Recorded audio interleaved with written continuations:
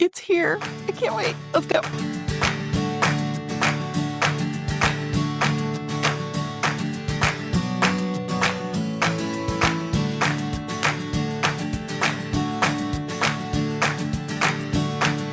Guess what's here?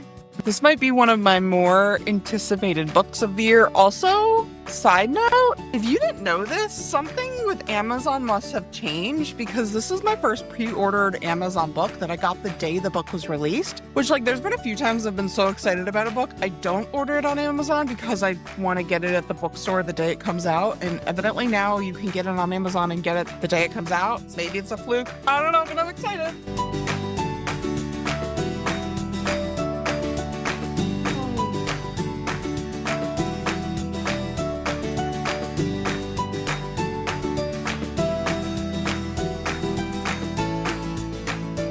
So we finally have our new Hunger Game book. This one is going to be following Haymitch's story, which I'm so excited about. I will say a lot of times when there's really hit series like the Hunger Games and then they create these spinoffs, I find that the spinoffs are really, really bad, but the spinoff that came out last for the Hunger Games was phenomenal. I loved it almost as much as the initial series. So I'm really hoping this one is just as good. I'm going to jump in today and start reading it and bring you guys along so I can hopefully share with you guys how much I love this new one. I really hope that's what's about to happen. So we're going to start reading as soon as we can.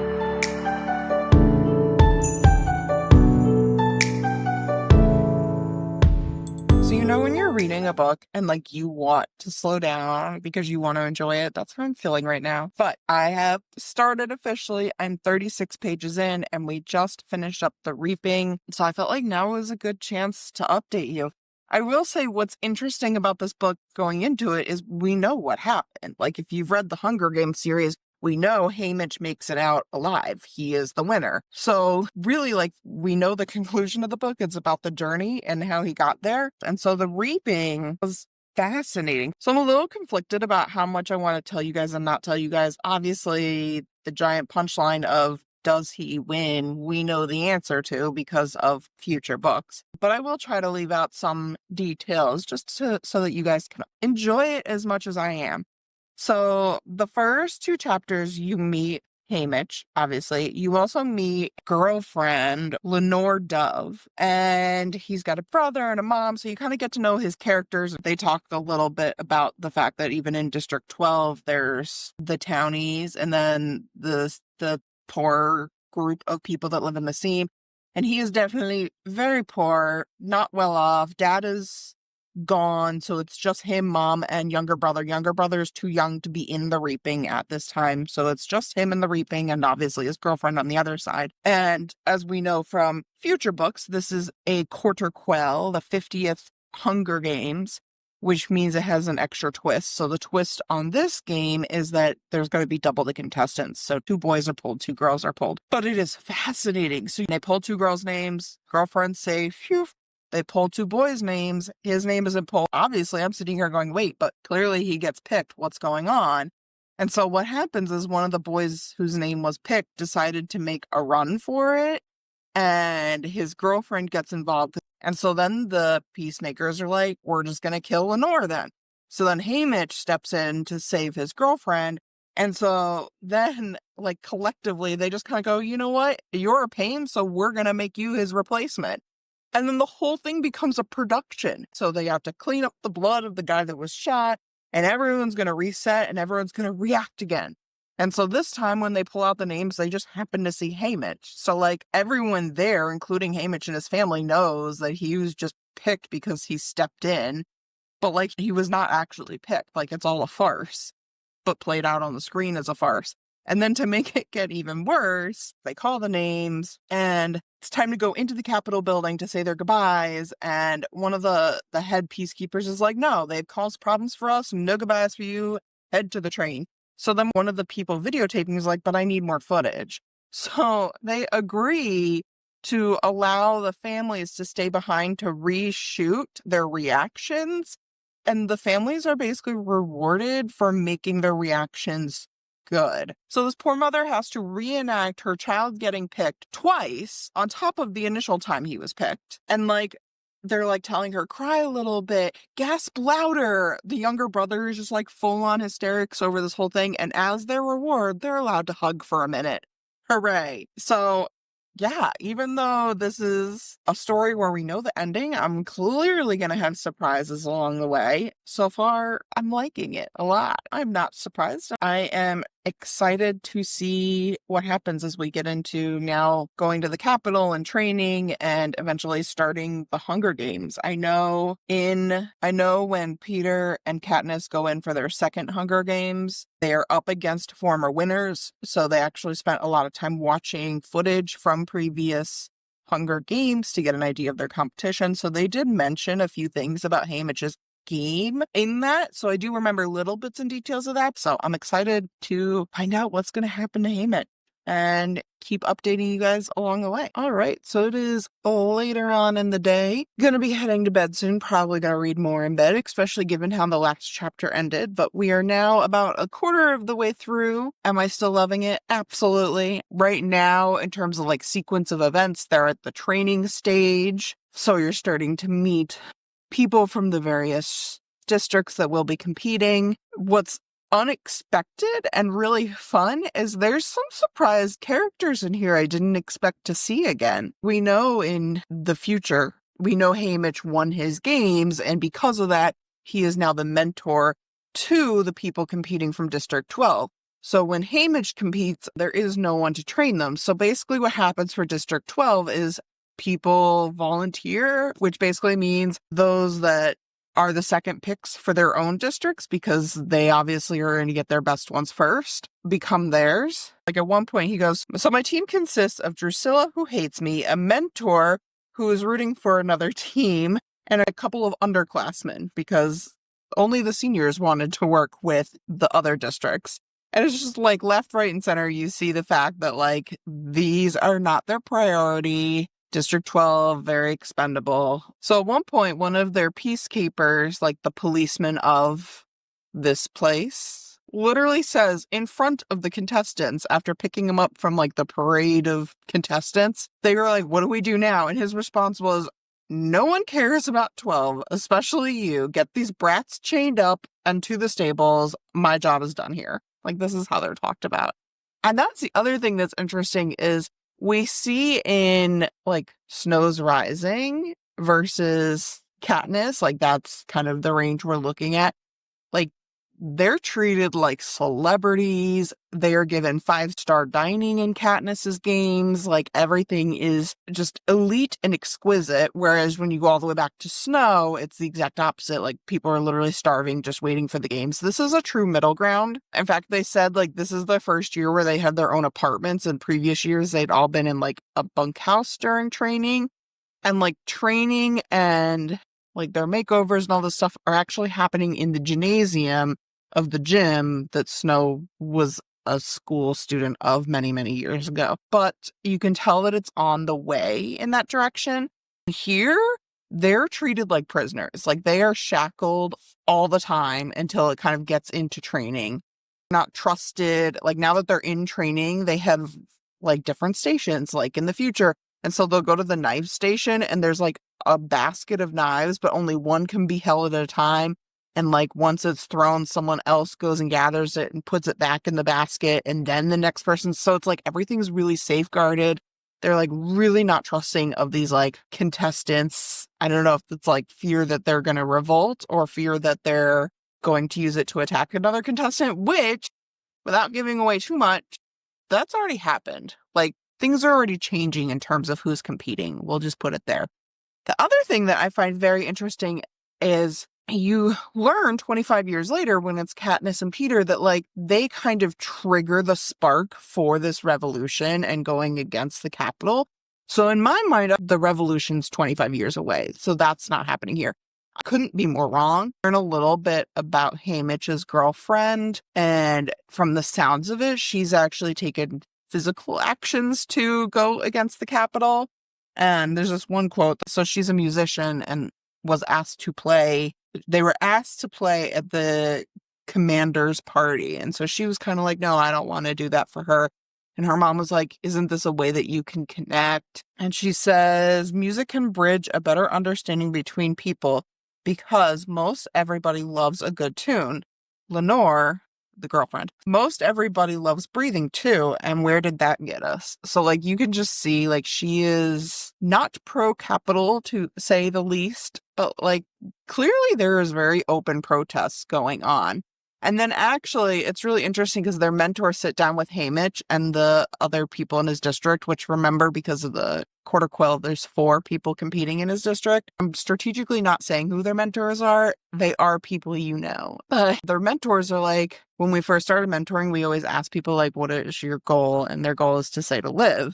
And then the mentors go, but like, what are your other goals in doing this? And so they start thinking through like, what do they really hope to accomplish? And like one of them is like, I hope my death is quick so that my family doesn't have to worry. One of them was like, I'm afraid of nighttime. I really hope I don't die during the night. Like things like that. So Hamish basically is like, I want people to walk away seeing me in this game thinking the capital is the enemy. The capital is making these kids do this, and kind of keep the humanity involved in my mind. And it's been a while since I've read the Hunger Games series or watch the movies, but in my mind, I feel like they mentioned something about like just finale utilizing a glitch in the arena where like he like ran off a cliff in a spot where it would like bounce him back up or something. I don't know. In my mind, there was something like that. I'm probably totally wrong, in which case I'll either edit this out or keep it in and make you guys all laugh. But there was this line where he's learning about like the mechanics, and they're talking about how like machines are all breakable. And then Haymitch goes, the arena's just a machine, really, a killing machine, but it's possible to outsmart it. So I'm like, if I'm right about what I remember, that could be like a really good hint. We'll see. I'm enjoying it. Can you tell? So the other thing I like about this is like Haymitch and Katniss are such different characters that we're seeing the games approached in a very different way. Because Katniss was like total loner. Haymitch is way more willing to talk to other people. And so there is lots of alliances and conversations going on. So that's like a whole nother aspect of the game that I feel like we really haven't seen quite as much. I'll probably read a little bit more tonight. Hopefully I'm not waking up tomorrow morning with regrets as to how late I stayed up. But I'm hoping to finish this up hopefully in a few days just so I can update you guys. But also because I can't stop because it's good. Talk to you tomorrow.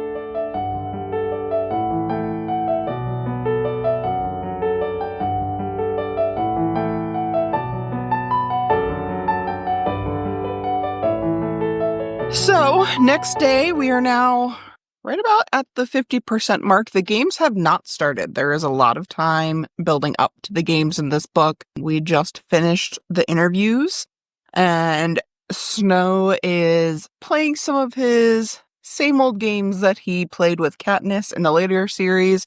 He is not too pleased with the fact that Haymitch isn't playing by their rules, so we're seeing a little bit of that dynamic. The other thing that's like really interesting is at the beginning of this book, Haymitch was kind of like, my girlfriend's really into this whole protesting, anti-capital, yada, yada, yada, and Haymitch was kind of like, I'm along for the ride, whatever, and like, we have switched gears. There's a little bit of a plan being devised to upset the games. And I'm not going to give more details than that, but I am very curious to see how this goes. We clearly know that there is a Hunger Games the next year because it continues for another quarter quill, 25 years, but he's definitely going to try to leave his mark. We'll say that. I'm still really enjoying it. The interviews just ended. They got their scores. The development of this alliance has taken on a life of its own. They have formed an alliance that they're calling the newcomers because it's kind of the opposite of the careers, newcomers versus careers. And not only is it encompassing most of the non-careers, which for those of you that aren't Hunger Games speaking us, so the careers are from the districts that have more money and are more connected to the capitals, unlike Haymitch in District 12, who spent his entire life trying to make money and feed himself so he and his family don't starve. The careers literally train for the Hunger Games. So they come in prepared to fight versus all these other people that are just trying to survive life. So they formed this newcomers alliance, and part of the strategy behind the alliance is they're making it very known and very loud. The other piece of this that probably isn't super important, but I just really like, as we know, because it's a quarter quill, there are 4 contestants from District 12. The other boy is named Wyatt. And in District 12, he works for his father. His father is in charge of an illegal gambling ring. And so Wyatt's role in that gambling ring is all the math. And it's really interesting because he is all about the odds and figuring out how things calculate into it. And like throughout every little thing that happens, like Hamish gets his score, he recalculates the odds. Every little detail that happens, he then recalculates and shares the odds with everyone. And like, I'm just a math-brained person, so that part of it I find is super interesting. I almost for a little while wondered if like that is where the phrase, may the odds be ever in your favor, comes from.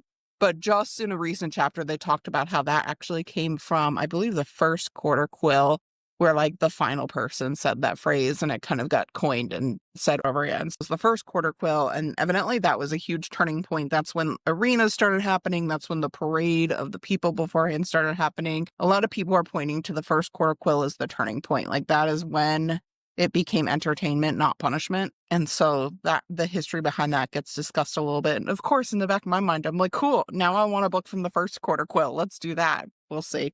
We also learn a little bit about the story of the games right before this one. So last year's games, because the winner of that games is one of the mentors now. And that game sounds super interesting also because the whole arena was built around mirrors and it sounds like a fun house. And the person who won literally outsmarted the concept and managed to hide and play a sight. And I'm like, I want to see that game now too. I have a feeling in the next chapter or 2, we're going to enter the games. So it's going to be interesting to see how that goes. I'm also really intrigued because they have a flushed out plan at this point for how this alliance is going to work together, but also some people within the alliance have the second layer of a plan, which is taking down the arena, essentially. There's also a very twisted thing that happened with one of the female contestants in District 12 that I don't want to share, but like the way the author comes up with new and different ways that the Capitol treats people horribly is fascinating because you think you've seen it all,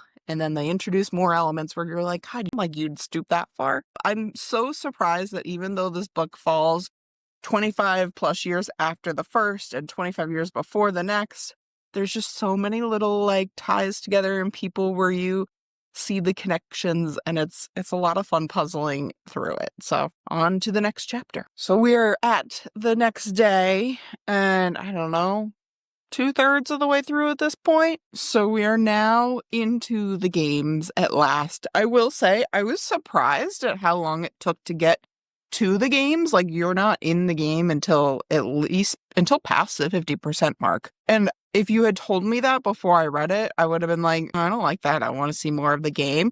But the build up to this one feels so important because you've got this whole alliance thing going on. You also have this added layer of Hamish. His now goal is to basically explode the whole arena. You have a third layer on top of it, which is Hamish does a few things publicly against the Capitol. Not a ton of people have seen it because, of course, the Capitol is trying to hide all of it. And like Snow basically says, like, I control the games, I control the mutts, which are the genetically hybrid creatures that the Capitol puts into these games. So he basically says, like, you're going to be a target.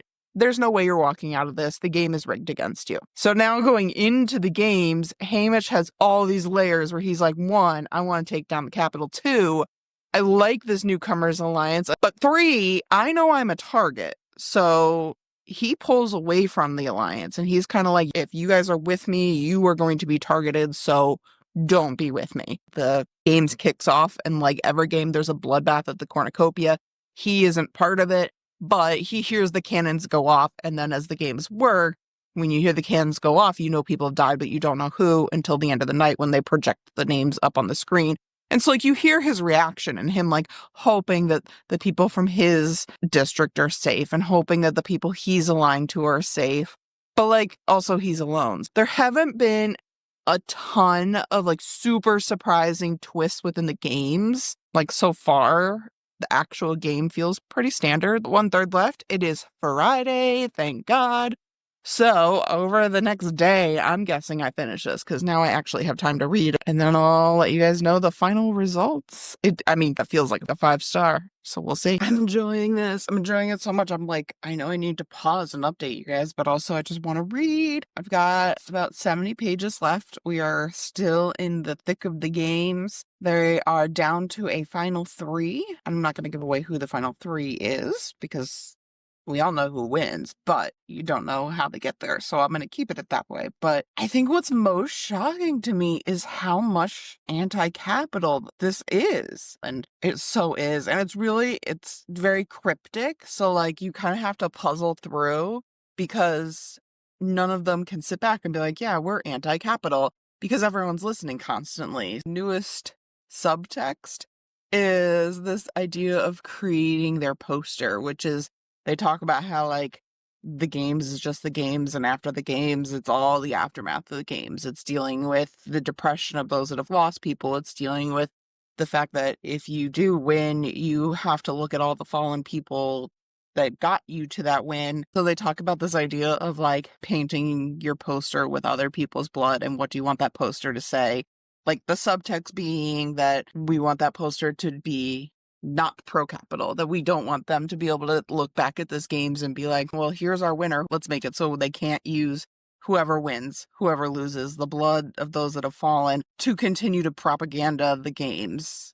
So yeah, it's just interesting. I do think I had a prediction earlier where I was trying to remember the old book correctly. I had vague memories of how Haymitch won, and I'm starting to see the buildup where I think I might be right. What you don't know is how significant that final scene is, because there's more to it that, like, they don't show on their end, but I now know on my end as to, like, why that final cliff is potentially important. So I don't know. I'm really curious. We're down to 3 people. Right now, Haymitch's approach is, I don't want a career to win. So, like, Haymitch's goal right now is to help the non-careers, because, like, he is still in the mindset of, there's no way the Capitol will let me win. You can see throughout this that the Capitol has specifically targeted certain people, like way more so than in the future Hunger Games. It is not as subtle. Like, they have mutts that are programmed to take a single player out. So they will attack that single player and completely ignore any other players. So it's so clear that the Capitol has their agenda at works. I think it's a little more subtle in the future. They must learn to program better. It is Saturday morning. What time is it? I'm not going to finish in time. So my 4-year-old has his very first t-ball game in about an hour. I gotta get him ready soon. So unfortunately, this will likely be finished after t-ball, but I can't imagine me not finishing this today because I need to know how it ends. Also, so fascinating how much I'm enjoying a book where I know the ending. And I keep seeing all these TikToks where people are like, oh, spoiler alert, Haymitch wins. And it cracks me up because we all know that. And I'm like, how often do you go into a book knowing the end, but then still loving the read? So we'll read and then I'll update you guys.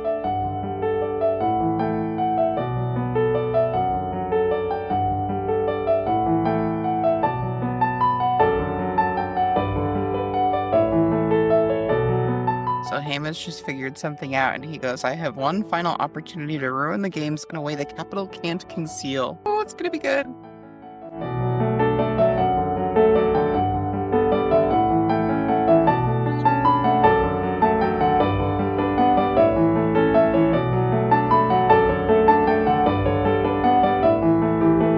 I think one of the things I love about the Hunger Games series is, like, I just like how the author describes things and, like, looks at the symbolism in the world and, like, the poetry behind the songs. Right now they're talking about the cornucopia, which describes it as a twisted and ugly reminder of the history of the Hunger Games, a horn of plenty for a few, desperation for many, and destruction for all.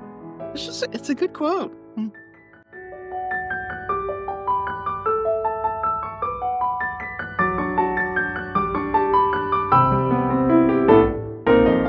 So he won, but man, did he got his final word out. Let's just say that. Wow. I'm so curious because he kind of, like, passes out at the end. So, like, you don't really know what happens. Gotta keep reading.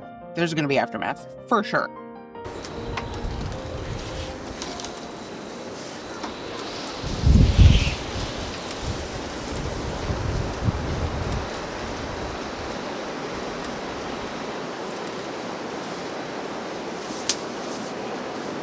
So I'm finished, and the wind is horrendous, and my child is sleeping inside. So I'm gonna sit with it for a minute, and I'll update you guys when I have a place I can record. I can't believe it's done. All right, we're done, and I'm so sad I'm done. We'll get the stars out of the way. 5 stars. Easy 5 stars. Part of that is I'm so invested in this whole series at this point. I acknowledge that. But also, I think it was done really well. I think it's hard to go into a book knowing the ending and still enjoying the journey along the way. My memory from before was sort of correct. So you do see a little bit about the edge of the cliff glitching and that causing a little bit of how Haymitch wins. What's really interesting is after he is celebrated as the winner, but he's not part of that celebration. He's kind of, I don't even know how to describe it. Okay, so like perfect scene, they're at a party at the Capitol, and he's literally in this like cage hovering above the party, and people like bring him food and he's entertainment. Like they don't treat him like a person at all. And so part of that is when he finishes the games, obviously he's very delusional under medical care. We don't totally understand exactly what happened. And so you don't know how that turns out until they actually have like the final show where they're interviewing him and they're showing the recap. And so he's watching the recap because obviously he wasn't there for every death. So he sees that. But what's really interesting is he also sees how the Capitol is choosing to portray his win. Like there's little bits and pieces where they change, like, oh, this happened on day 4, but instead they piled it with day 2 to make it look like these two things are in conjunction. So there's little things like that, but then there's also massive pieces that are 100% cut out. In fact, he even in his mind is thinking about the fact that he's shocked that they showed him discovering the glitch in the edge of the stadium where you throw things off a cliff and they bounce back. Then he realizes that because that becomes part of the final scene, they need to be able to explain that somehow. Then, like, no one communicates with him. Like, no one's telling him what's going on. And then they throw him on a train and they're like, hey, you're going home. And, like, he's just like, wait, like, explain. And meanwhile, he knows that the people he loves are in danger because he won the game. We know as readers, because we've seen in the future, Haymitch says he refuses to get attached to anyone, he loves no one, and he drinks himself into a stupor. We know in the future he is a total loner. We don't know how he gets from point A to point B until you read this book, so I won't share all of that, but I will say, just when you think Snow is diabolical and can't get worse, he finds the worst ways to punish people, because what Haymitch goes through in the last, 20 pages of this book is unthinkable. Like, period. I can't even imagine. All right, so it's really interesting, and I think kind of foreshadowing into what is the future is people that are against the Capitol see what Haymitch does, and they're like, you could be the start of this. Like, you can be part of this group that takes down the Capitol. Like, people saw you. They saw what you did. Haymitch basically says, like, I get that you need a leader, but it's not me. I've given up. Like, he is so hopeless at this point. He goes, I'm living proof that the Capitol always wins. I tried to keep the sun from rising on another reaping day. I tried to change things, and now everybody's dead. You don't want me.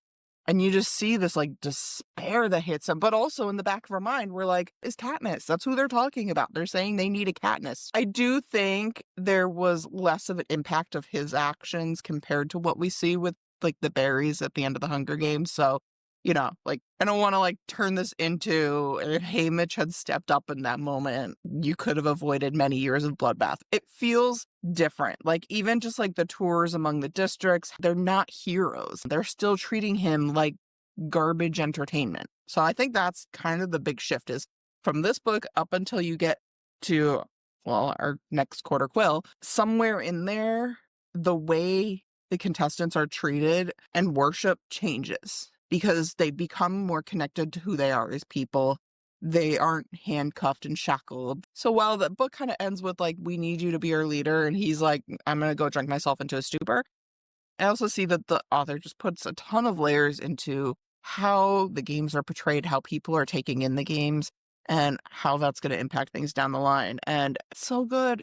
There's so many layers to this. Like, this is a book I could probably reread today and still enjoy, which I guess isn't surprising given that I read it, enjoyed it, after knowing how it ends. It's really funny because I started this video and I'm like, how do I do this without doing a bunch of spoilers? Because I've never done a video on a single book yet. And then it occurred to me, I'm like, what spoilers? Everyone knows the spoiler. Haymitch wins. So it's good. It's 5 stars. If you haven't picked it up yet, pick it up. If you haven't picked up any of the Hunger Games series, I don't know what you're waiting for. But yeah, 5 stars. It's a good one. Let me know if and when you guys read this, what you thought.